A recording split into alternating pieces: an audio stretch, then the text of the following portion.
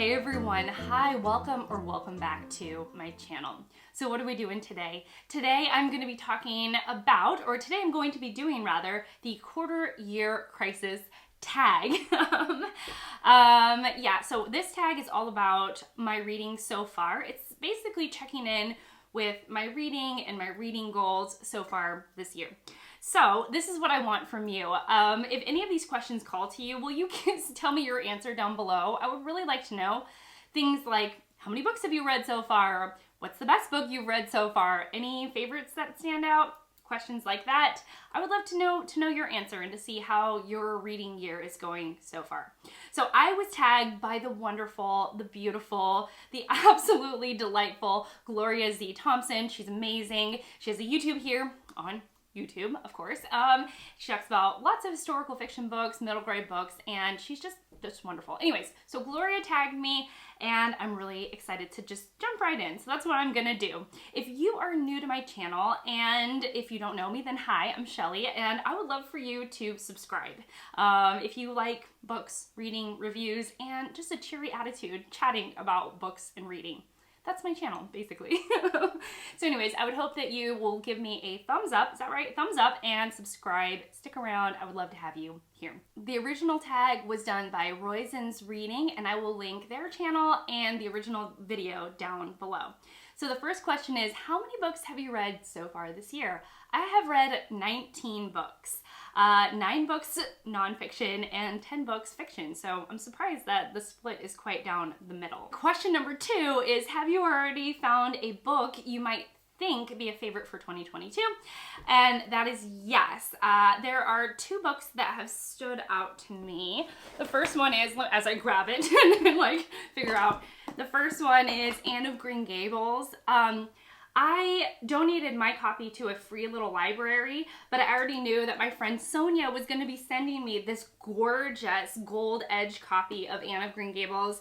She was gifted a new set of Anne of Green Gables, and so she passed on her extra, and it is stunning and definitely more to the honor that I want to give Anne of Green Gables in my house. My copy was not the cutest copy, and I didn't think it really represented the magic that the pages contained. I did a whole video about Anne of Green Gables, which I will link down below. It's 10 reasons why I love Anne of Green Gables, and in the video I reveal how I really can't count. So that really is probably my fiction standout for the year. My nonfiction standout for the year is A Room of One's Own by Virginia Woolf. I am still thinking about this book. If you have not read A Room of One's Own, I would highly, highly encourage you to read it. It is mind-blowing. I mean, it's mind-blowing on a couple of different levels. Conceptually, she talks about why women should be writers and why we should support women writers, which was, I mean, it just like, I was like, I have an idea as to why I would want to support female writers, but Virginia Woolf explains her position so clearly, so concisely, and so beautifully. So on the one hand, the concept that she's presenting is stunning. On the other hand, her writing is amazing. I have never read someone who is just so fluid as she moves from one idea to another, as she is developing a single idea. It feels absolutely perfect. I don't even know how she does it. She's just taking you along, and you're just watching her unfold this beautiful, brilliant argument right in front of you, and you walk away absolutely wowed. At least that was my experience. I love this. This copy was actually given to me by Gina at Gina Books, and I will link her channel down below. All right, question number 3, any 1-star books / least favorite book of the year? So there were some books that didn't quite work out for me, but they were assigned to me as part of the Booktube Prize. The Booktube Prize is a literary prize hosted here on Booktube, and I was called to be one of the judges. I signed up, and then I was asked to be one of the judges as well for the nonfiction round, or one of the nonfiction rounds. And some of those books I didn't care for, but I can't talk about them until the results have been released. So if you want to look forward to an upcoming video on my channel that will come up pretty soon, it'll be my thoughts about the Booktube Prize books, or at least my thoughts about the books that didn't move on to the next round.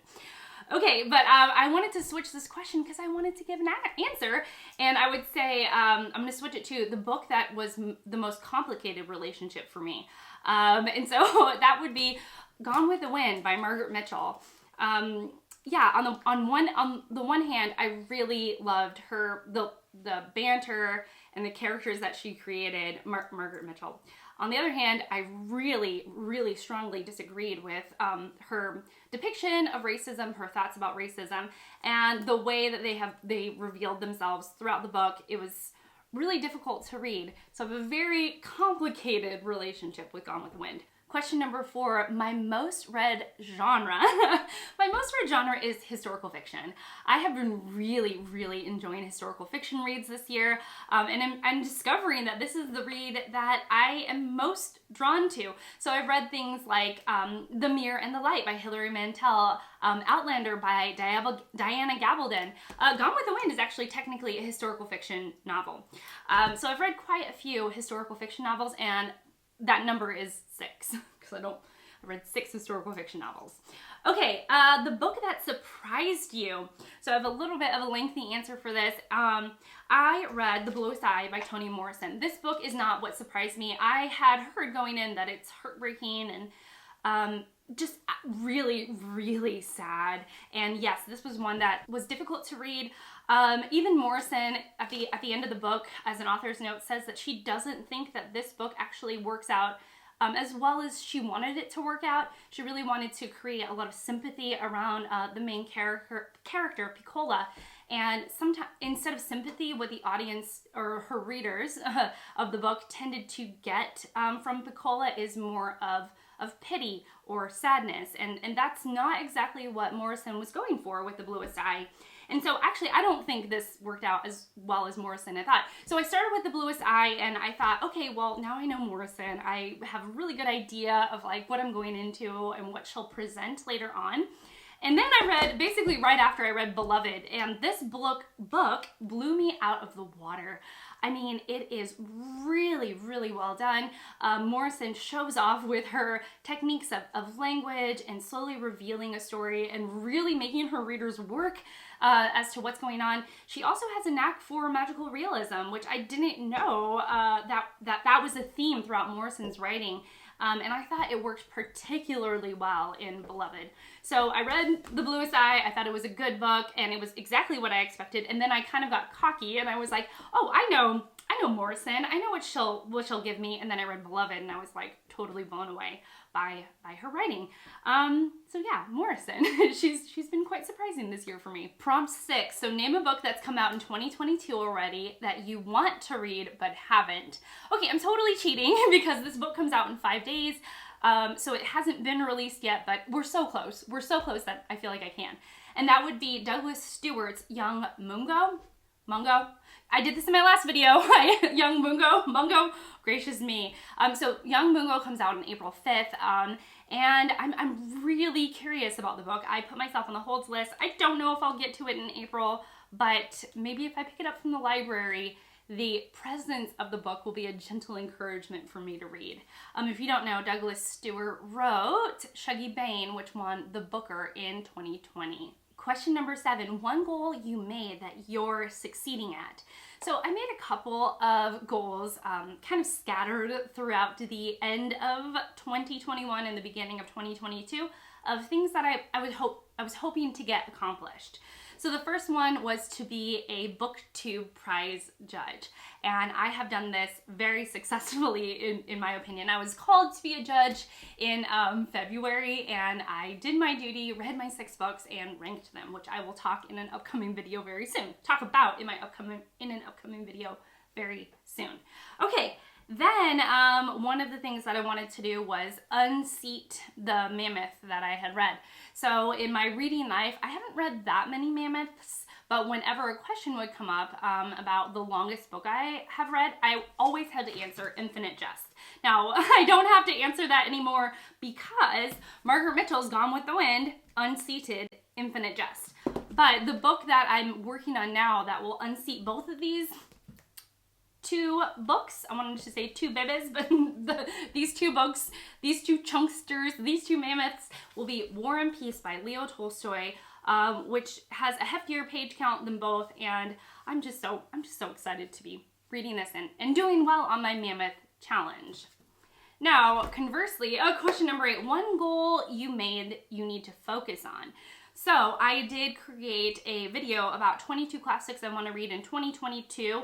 I've read 5 of those classics and I'm working on a 6th book right now.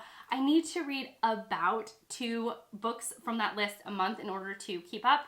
And considering that we're at the end of March, I should be around like the 6-7 March, but I'm at 6 or 7 books read rather. And I've read 5 and I'm working on a half, but the half is, War and Peace by Leo Tolstoy. So I'm almost at I've almost read 6 books off of that list. I'm doing well, but I thought I would be a little further ahead than I am, and I am not. So that's probably a goal that I should think about a little bit more and plan around and be a bit more strategic about. The last question, question 9, is new to you booktubers, bookstagrammers, booktokers for 2022 that I would recommend. So I'm going to recommend 3 new booktubers, new to me booktubers. One of them is Alana Estelle. She has really wonderful videos. I'm just gonna say she's chatty, she's got an opinion, she's got a little bit of attitude, and she knows quite a bit. She recently posted an underrated books video. She said it's going to be a series, which I'm really excited about, and she indeed named a whole bunch of books that I did not know about. And so she basically gave me a list of books that I can search for, which may or may not be a good thing for me. I have so many books now that I want to read, but Alana tempts me with more books. The next person is Read by Fred. I love his rhyming name, Read by Fred, Read by Fred. And I love his thumbnails. He's always like mid-sip in a cup of coffee. He's just got a really cool vibe, loves reading nonfiction, reads a lot of things I wouldn't necessarily read, but that's the joy of BookTube, is spending time with people that have different tastes than I do and enjoying their love for the books that they are passionate about. But Fred, he's just, I don't know, he's just got this vibe. He's just quiet, the opposite of me basically. Steady as you go kind of person, and really thoughtful in their reviews, and I just really enjoy their channel. Okay, and then the last one is A Literary Princess. I forget her first name, but she recently did the Canterbury Tales book tag, which was absolutely wonderful. Her and I have quite a bit of overlapping taste.